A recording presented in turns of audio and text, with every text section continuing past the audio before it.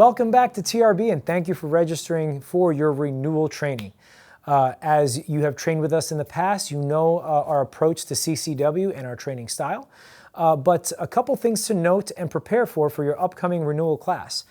We certainly ask that you join us in the afternoon of day one to join us in dry fire so you can actually get proficient or knock the rust off potentially some of the skills that we covered last time. Or if this is the first time you're training with us and you're a renewal, it'll certainly be a great experience so that way you can get to know us and our training style, and that way you're best prepared for the next day's range. So please expect to be there on the afternoon of day one to do some dry fire training with us.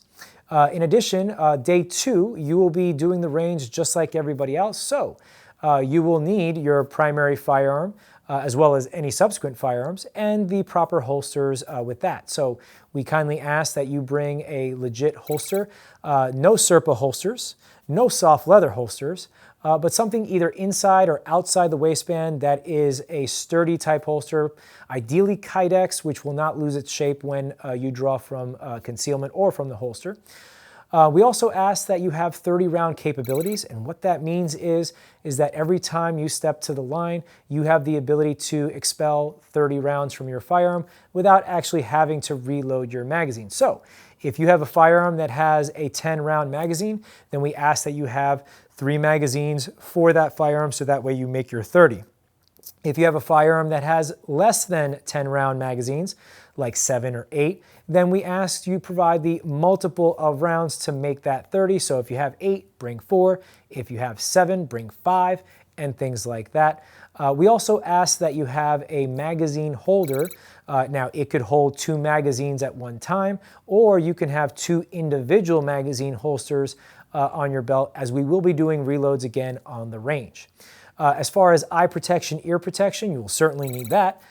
If you wear prescription lenses as part of your daily wear, then you're more than welcome to use your prescription lenses as your eye protection. If you have, for instance, passive electronic earmuffs, then we ask that you bring that for your ear protection, as that'll allow you to hear us well as we are explaining the techniques on the range. Now, if you've taken the class in the past with us, the range always changes. So if you've taken the class over the last 2 years, the range is not the same as from last time. And guess what?